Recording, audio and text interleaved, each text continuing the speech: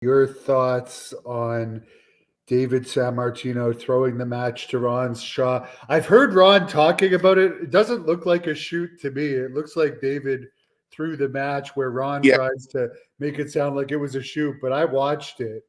Like, you can't So, fool me on that. yeah. First of all, I had a discussion with David Sammartino because I stuck my nose in. Because let's face it, I love my father. Wouldn't want another father.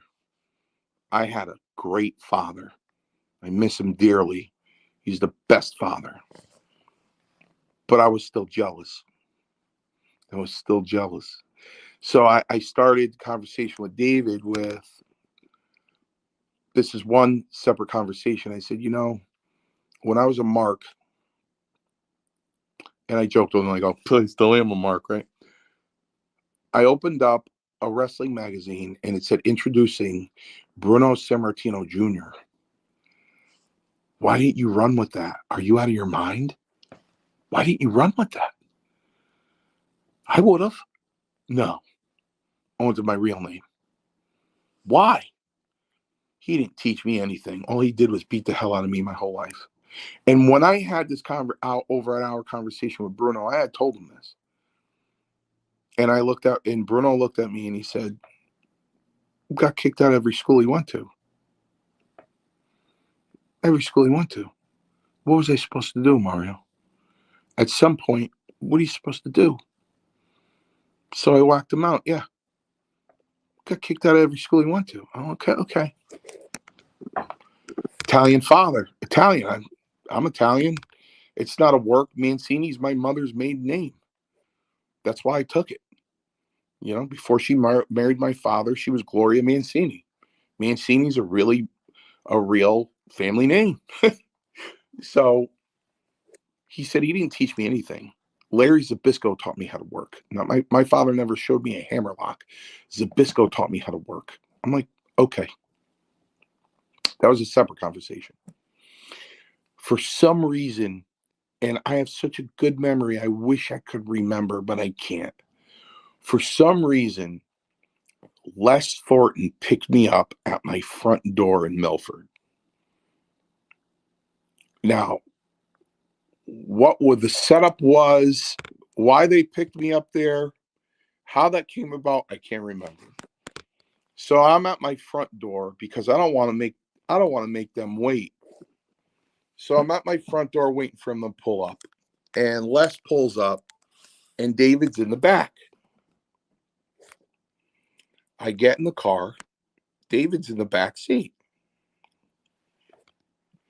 I put my stuff in the trunk. I sit in the front seat. I shake Les's hand. Reach in the back, shake David's hand. We drive away.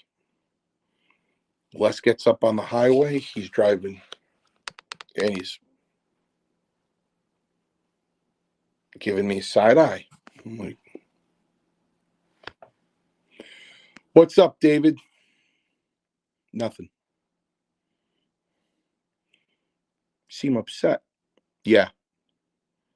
Well, what's wrong? You heard what Neidhart did last night? I go, no. Yeah, he went over on my finish. I go, so what? He goes, that's my finish. He's not supposed to use that. That's mine. I go, David, who cares? So what? It was a house show. It was TV. It was a house show. So what? You went over on a power slam. So what? Bullshit. I'm talking to Vince when we get to Poughkeepsie. I said, David, don't lose your shit. I mean, where else are you gonna get a job like this? I don't care. We go to Poughkeepsie. I take a seat, say hello to the chief, as usual.